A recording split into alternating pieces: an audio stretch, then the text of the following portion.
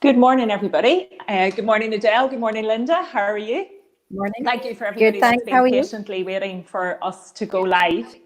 Good, thank you. And I suppose just to do an intro to the guests that are joining me this morning, we're hoping over the next few weeks that we will have a different guest panel every week. And I thought this morning it would be the perfect opportunity for the admin team and founder of Newry Mums to get together. And it's really interesting that I suppose our timing, or I'm not quite sure what we would call it at this point, that we had actually just met as a full team offline. I mean, I know we've all met at different times with each other, but actually the three of us had sat down and had a chat about some events, and we had launched the Easter event, which obviously now is going to have to change format a little bit. And now, you know, everything has changed so much, and we'll come to that and come to all the changes in a short while. But Linda, you are the instigator of Newry Mums and how it came about. Tell us a little bit about that and what your motivation was, and then Adele and I can kind of have a chat in there as well. So. Great, thank you. First of all, thanks very much for inviting us along today, Joanne. We really appreciate it, and it's great for us to get together and hopefully give everybody a bit of history behind Newry Mums. Now, as you can tell by my accent, I'm not from around these parts. My husband is from Newry, and we met in Australia, my goodness, in 2003. But originally I'm Scottish, MacLean clan, and but lived in England since I was 10. So anyway, after meeting him in Australia, I moved to London because my sister was in London, and we ended up from a holiday romance moving on and married, and we have a daughter. We were living in an area in London called Southfields, and I was part of a group. It was called Grid Mummies, fantastic group there that just really thought it brought a lot of the mums together. And when I moved over to Newry, we decided to move over so my daughter could start in P1. A lot of people had family support here, and we have an amazing family here supporting us. But there was a lot of questions I was asking, you know, what's happening? Where shall I go with my daughter? What shall I be doing? But I didn't know where I could find this information online. And a lot of people kept mentioning to me, Joanne Callan, you have got to meet Joanne Callan, a very like-minded, lovely lady. And we did get to have a lovely meeting, didn't we? Gosh, it was 3.5 years ago. We met in St. John Byrne and clicked straight away. And while we were sitting, chatting away, I was saying about this idea, saying, I can't find a group like this that I used to have over in London, thinking of setting it up. And you said that you'd been thinking about something quite similar then as well. And with your help, we then set up Newry Mums. And I remember at the time just being really excited, going, oh, we've got 300. Oh, we've got 500 now. Now we're up to nearly 8,000 mums. I can't believe it. It's just grown and grown. I think the difference with it is that we only allow advertising on a Monday, means it doesn't clog up the news feed. And the most important factor there, we are supporting the local businesses, but helping the mums in the area as well. And that was my ethos behind it, is that having questions that people can ask with no judgment at all, but also having that support, again, because I'm not from around here. I don't know a lot of people. I might know a lot more now, 3.5 years down the line, but means that people can ask questions through to me as an anonymous question. You know, we get a good range of questions coming through to us, and there's, again, no judgment from us as admins, that they feel comfortable enough to come through to us and we can ask their question on their behalf. And the mums on the group are absolutely fantastic at supporting them in so many different ways. And, you know, it's not just because of us as admins, it's because of the mums in the group that make a difference. And that's what I'm most proud about as well, especially in these current times as well. It's really shown some amazing support on the group, and it's thank you to all of you. Yeah, absolutely. So it's a bit of background.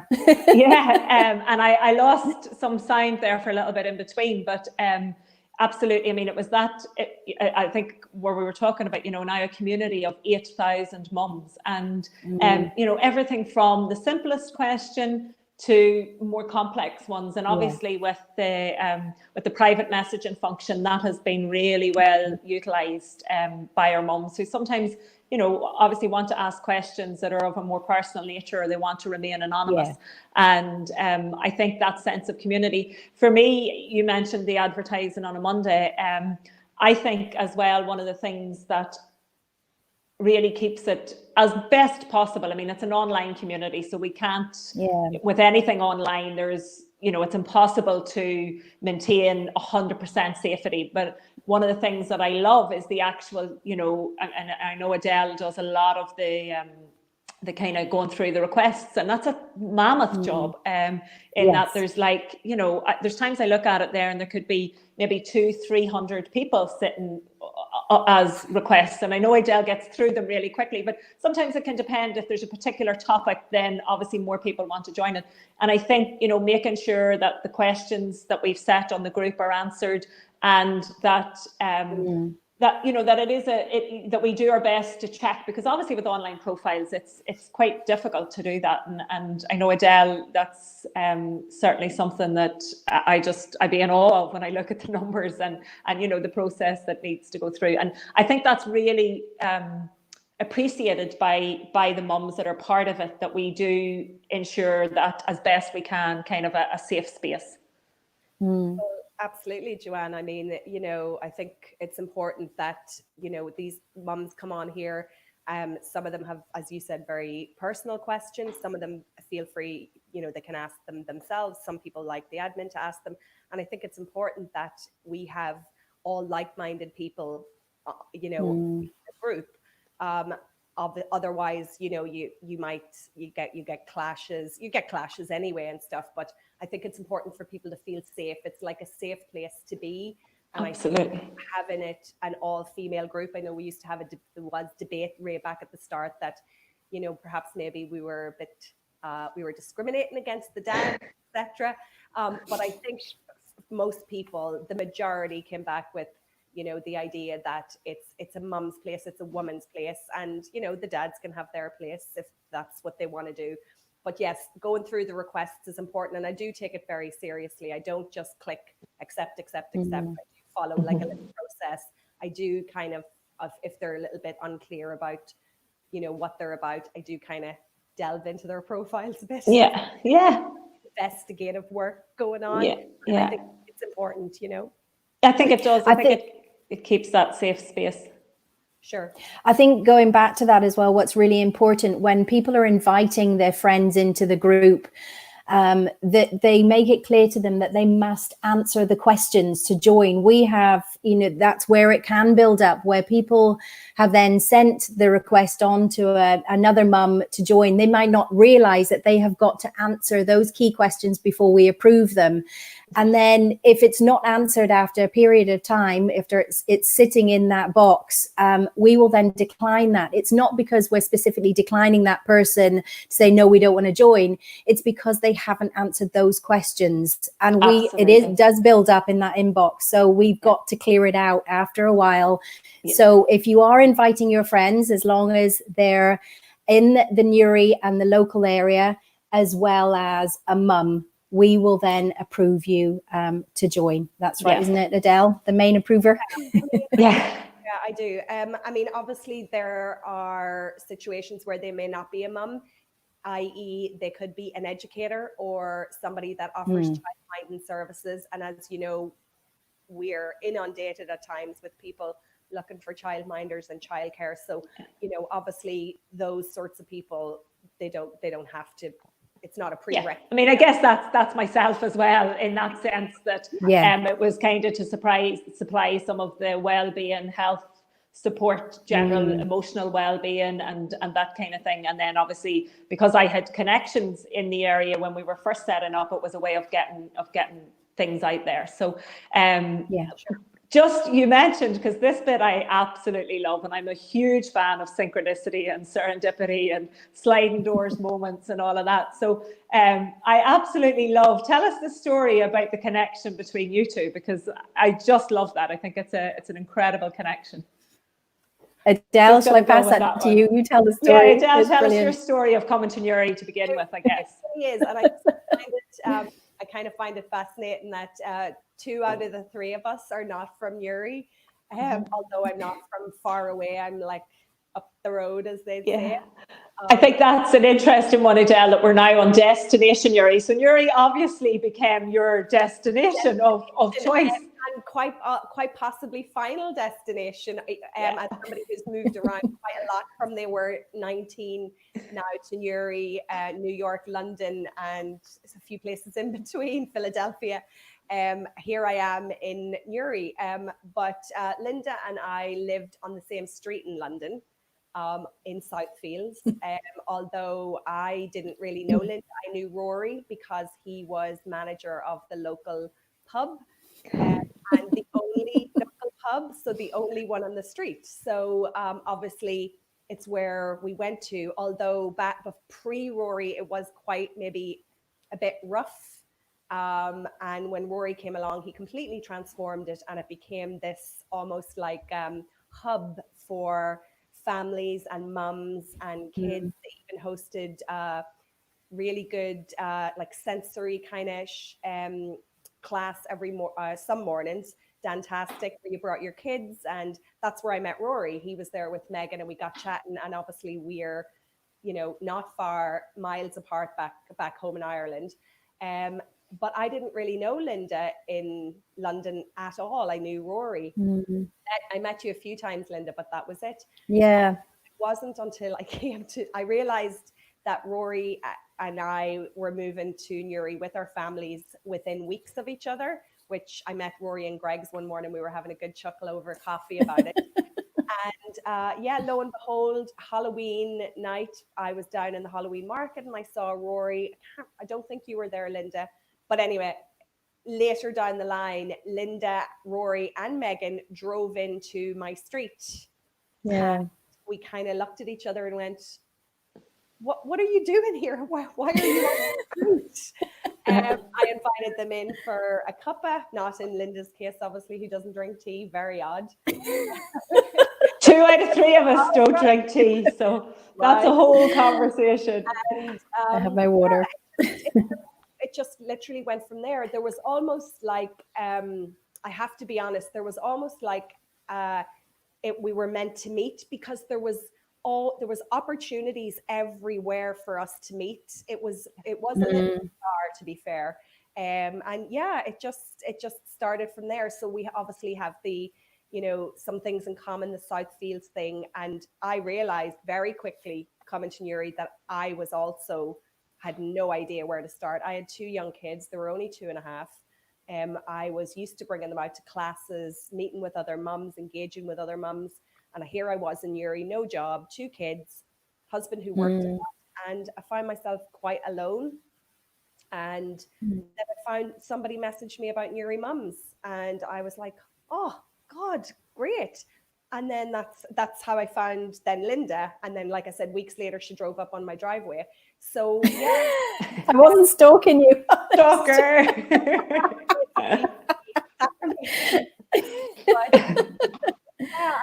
I have to be honest. I was like, first of all, I kind of kicked myself a little bit that I didn't start it myself. I was like,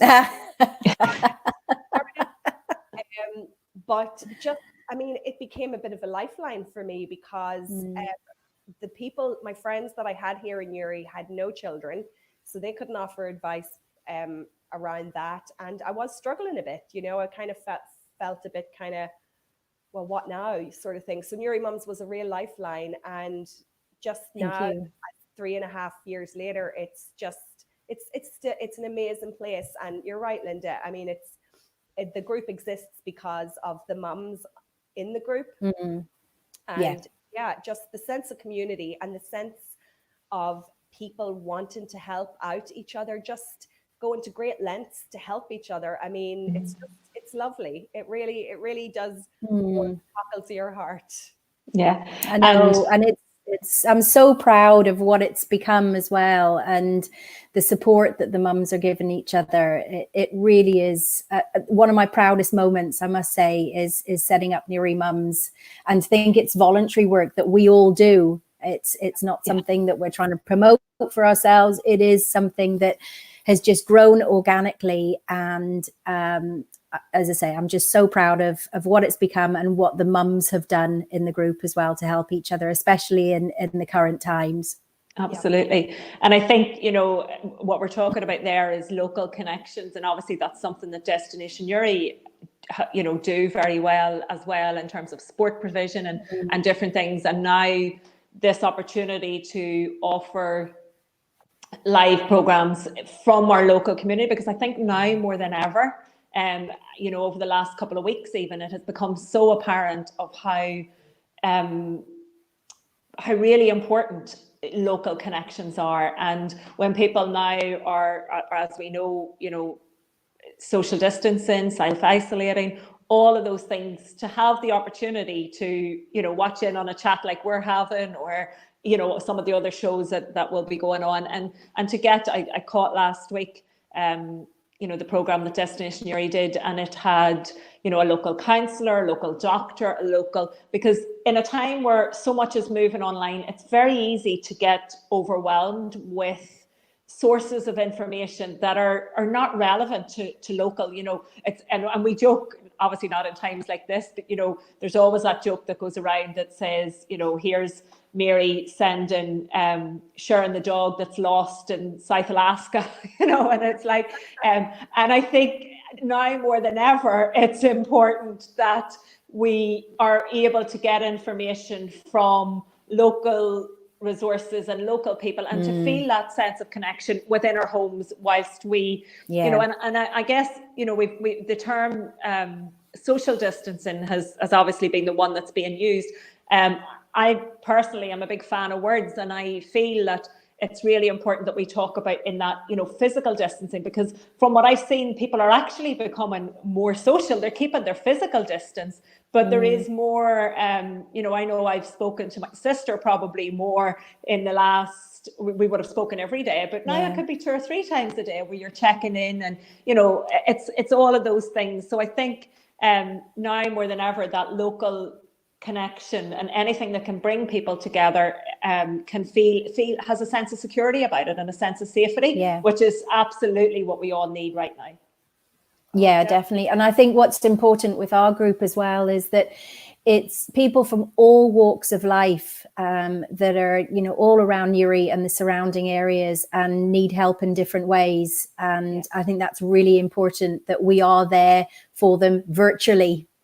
Yes, so to speak. Absolutely, yeah. And you know, even the very fact that all of that grew, and it grew, to almost 7,000, you know, almost 8,000 members now. And yet the 3 of us hadn't actually sat down in a physical, you know, a physical space. Just goes to show how powerful online connections can actually be. And so hopefully, you know, obviously the mums are, you know, experiencing that as well. And I think what you mentioned there, Linda, is 3 different experiences, because we are, each of us at the moment, in 3 very different kind of situations. And, you know, our lives have changed in different ways. And I think that's probably, you know, a representative of, you know, a number of people out there will relate to my experience at the moment, obviously relate to Linda's and relate to Adele's. And before we kind of move into that conversation, I think it's important that, you know, we're also underpinning everything that we're talking about now with an awareness that, you know, for many of our key workers and our healthcare staff and everybody that is still out there at the front line making a difference, that their lives will have changed in ways that are different to those of us that can stay within the safety of our home. So whilst we move into that conversation, I just think that that's, you know, it's important that we know, and we're very much aware of those people in a different space than maybe those of us that are able to stay at home.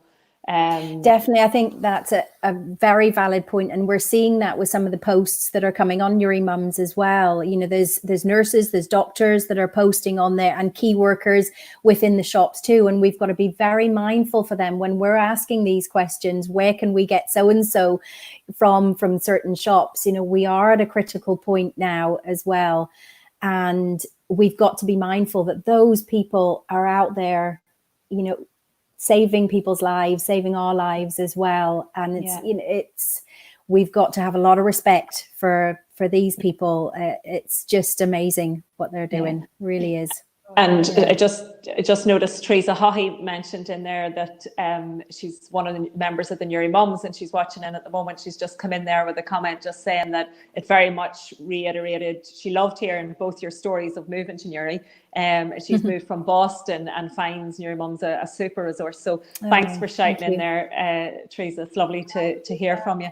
And yeah, so with that, as I say, we're all coming in from different experiences. And I think the important point in all of this to remember is that absolutely, and those key workers are still doing the jobs that they were also doing, you know, beforehand. So women are still having babies, and people are still getting diagnoses of other health issues. And, you know, there's, as well as the key issue and the coronavirus and the COVID-19 stuff that's going on at the moment, there's also key workers working with the everyday stuff that they were doing beforehand, and now this is added on top of it. So as you said, it's been mindful of those needs. And I think, you know, some of our local shops have been absolutely incredible in terms of putting in hours for key workers and vulnerable people, and all the measures that have been in place. I mean, I know I have absolutely 100% trust. And I think at the moment when we're choosing to shop somewhere, we are actually,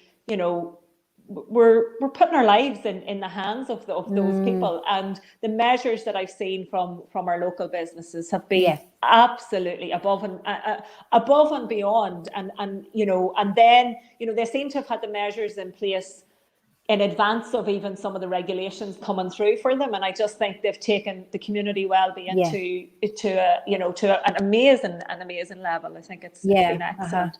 Totally. Joanne. I think it's a great. Sorry, you go ahead, Adele. No, I just what touched on there, Joanne touched on about you know, actually feeling safe to go shopping, and it was something that I had a conversation with my mum last night about. And I think you walk outside your door, and I think most people are a little bit fearful, and therefore I want to go somewhere where I know that they're taking my safety and everyone else's safety. That's the most important thing. That's number one. Overselling groceries and having stocked shelves is making sure that everybody's safe. And where I've seen that mostly, having said that, I haven't been to the bigger stores, but where I have seen that put into place more so than anywhere are the local stores. I think they've just done an amazing job. And I come home from my shopping, and I try to just do it maybe twice a week. And I'm thankful for those measures, you know, and I see the people that go, that are lined up, and everybody, you know, there's a calmness about it, you know, and I think that's important because everybody's kind of on edge at the minute, and everybody's a bit worried and stuff. So to have those measures in place does make me feel safe. It's such a strange thing to say that, oh, I don't feel safe going shopping, but that's the reality that we're in now. So where I go, and to make sure that that's their priority is safety. And I think it's important too in those, you know, in the queues, and even practicing the distance and regulations and everything there, that we remember to smile, and that we remember to breathe, and to connect or laugh or do, because those are the things that are going to also get us through. As you say, you know, there's a tangible sense of fear and anxiety in the air, and it's difficult for us all to step away from that. But I don't know if some of you would have seen it, but I shared a post the other day, you know, you can still comment on somebody's dog while you're out walking, as long as you're keeping while you're distance. 2 meters away. You're 2 meters away, and you're, you know, and I think in some cases, actually, people have probably reached out a little bit more and become more friendly, and neighbours shouting at each other, and particularly the sense, and we mentioned this just in our chat the other evening in prep for getting organised for this, you know, the sense of community that was felt last week when we applauded our NHS workers, and people shouting across fences at each other, and, you know, just keeping the 2 metre distance and making sure that, you know, all of those protocols are being adhered to, but also actually connecting more as a community. And maybe that's to a degree that, again, those of us that are at home maybe have a little bit more time and are just a little bit more aware, because, you know, the support even I've seen locally, you know, the local community association reaching out to vulnerable people and GEA clubs and all of those things has been really quite, you know, such a positive to come from the difficulty and the time that we find ourselves in. I just goosebumps even thinking about the other night when we were outside clapping for the NHS. It was such a fantastic feeling to get that community together. Now, us as we've got a neighbourhood watch group that we'd set up as a Facebook group, and I definitely recommend that in your area as well, to support the local people and look out for the elderly and those that are perhaps more vulnerable as well. But that feeling of community, I think, is coming back. I think we're going to see a turnaround in the whole of the world now as well.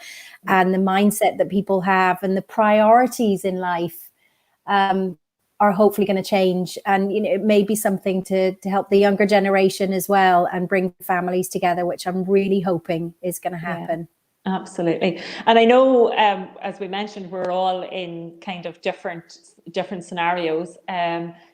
Sorry, Linda, you're working from home and doing the homeschooling stuff and all of that. How are you making that work as best it can, I guess? I know. I'm very lucky with my employer. I work for Employers for Childcare Social Enterprise, which again, we have our family benefits advice service out there helping working parents as well. So I have a very understanding employer as well, that I've reduced my hours slightly. I had some time in lieu left over and some holidays.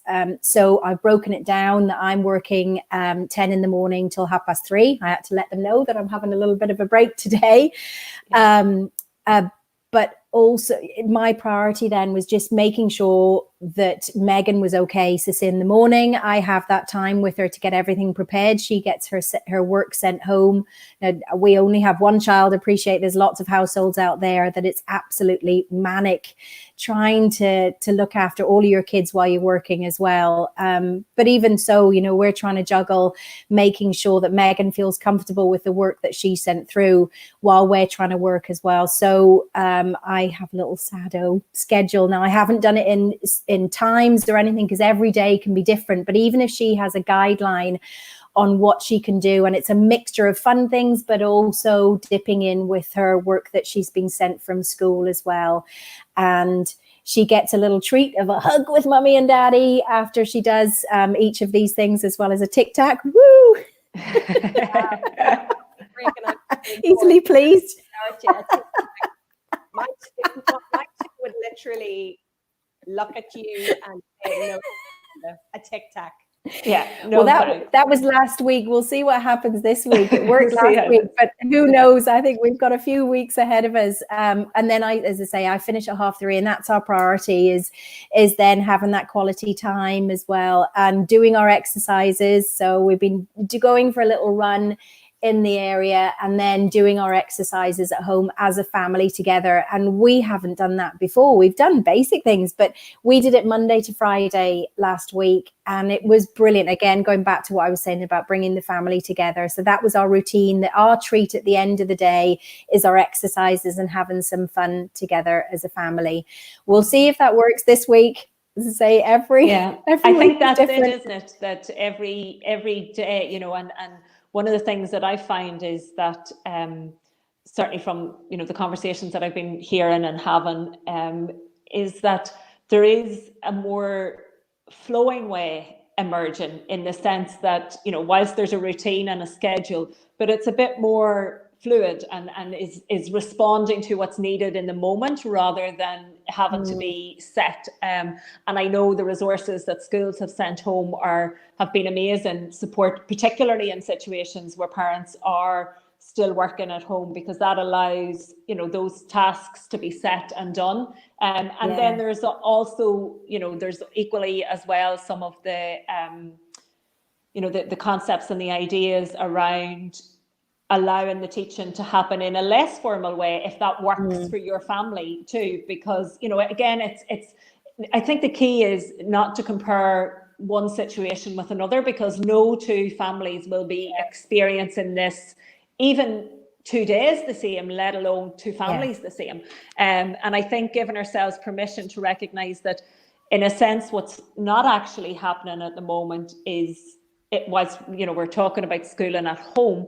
There's a very different, homeschooling is a very different thing to what's happening right now. This is crisis schooling. This is everybody in a space where we are more in our amygdala, we are in fight or flight, and we need to respond from that place and do what works for us to allow us to feel safe and secure, and allow our children to feel safe and secure from that place. So it's very much a what's working rather than you know, having to look a particular way, really. And I know, Adele, obviously you have a different experience as well, even than Linda too. So it's I have to be honest, I really, it's just a personal opinion, I don't really agree with the homeschooling kind of scenario, or that phrase even, because we're not teachers. I'm not a teacher.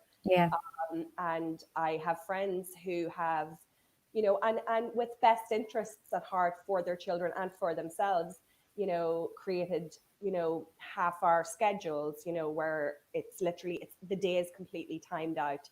And I think you're setting yourself up. For my situation, that wouldn't work for me. I have twins. They just haven't long turned 6, so they're still quite little. And I think that they learn, you know, because they're so little, every day is learning for them, you know. And I know that I don't have any expectations for a day. There's no expectations today, because I feel that if I fail miserably, then I'm upset by the end of the day, because we didn't tick that. Yes, absolutely. We didn't tick all our boxes, and we didn't get our reading done and whatever else. And I feel that if I'm driven crazy by expectations, they're not going to be happy. And at the end of the day, we're in this situation for however long, maybe 2 weeks, maybe 2 months, we don't know. So I think I wake up in the morning, I don't have any expectations. I go with the flow. It keeps me sane. It keeps them sane. Don't get me wrong. They're not sitting on their iPads, you know, 24/7 by any stretch of the imagination. They have time on their iPads. They also have time to read. We play. I have to be honest. The creativity of people to come up with things to do with their children has just astounded me. And I've jumped right on that bandwagon. I've seen things online. There's a Facebook page called Family Lockdown Ideas. Something like that, Linda, is that right? Yeah. I mean, I just can't believe how creative and the ingenuity of people. It just astounds me. And I've been using that as some little ideas I found on there, and the kids have absolutely loved it. And you get to spend time together, which is so important, because I don't think that this will probably never happen again. You know, we have to embrace it a little bit. Also.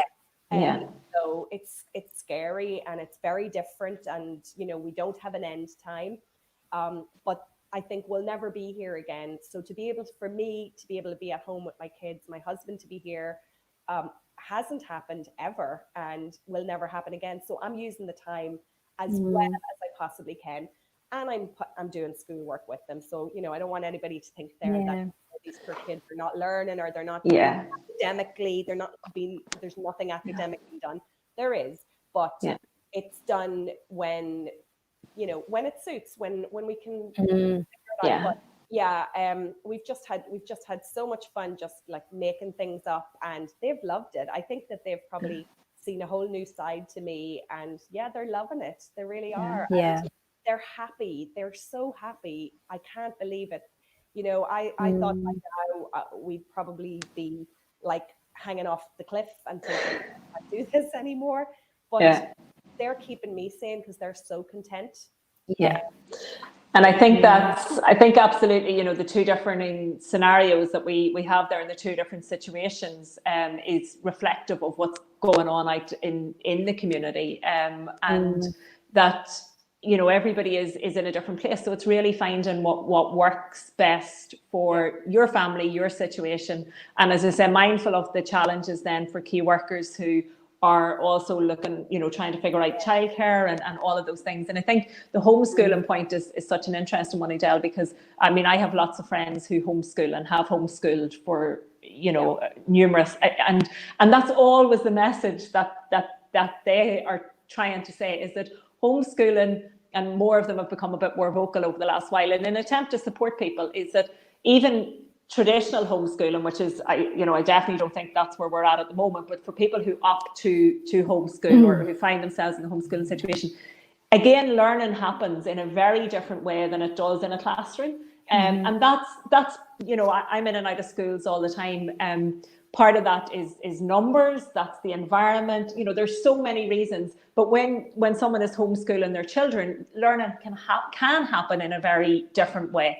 And then it's also the opportunity for different children's needs to be met in different ways, because, you know, I'm very mindful of children, for example, on the autism spectrum, who will, you know, still very much need routine and structure in their day. So I think the key message really is for people to look at what works for them. And because there's, you know, access to a million schedules out there, use them if they're working for your situation. But don't feel under pressure if they're not, because that's okay too. Well, ladies, listen, I think we could chat for another couple of hours here. It's been lovely to, and thank you for agreeing to join me on this. And I guess our maiden show, so the technology and getting that all checked in has been great. And you know, we will post this into Newry Mums for anybody that wants to watch it back. And if anybody has any questions for us, yes, absolutely.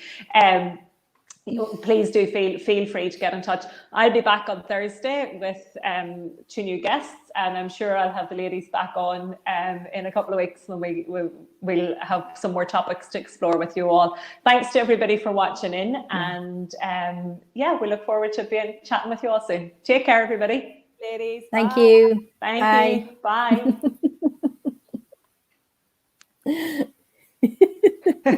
We'll do some laughter yoga while we finish. I'm not sure if Gail has cut us off. We're still there. I know.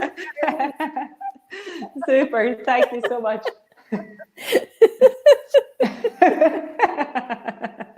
I'm great. Delighted that we've got some like-minded souls here that are quite happy to laugh on camera.